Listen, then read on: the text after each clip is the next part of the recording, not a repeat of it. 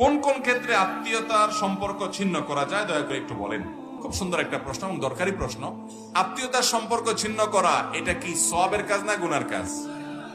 শুধু গুনাহের কাজ না, আত্মীয়তার সম্পর্ক ছিন্ন করা হারাম, জঘন্য হারাম। আর আত্মীয়তার সম্পর্ক রক্ষা করা ফরজ।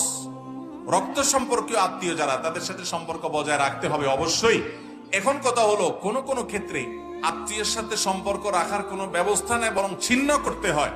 তো সেটা কোন সময়গুলো?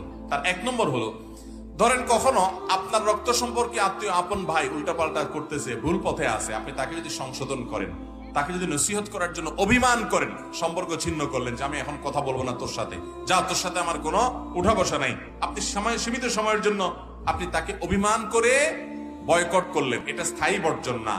উদ্দেশ্য তাকে একটু বোঝানো যে আমি কষ্টে আছি, তুমি যেন ফিরে আসো। তো এই সুযোগ দেওয়ার জন্য আপনি বয়কট করছেন, এটা জায়েজ আছে।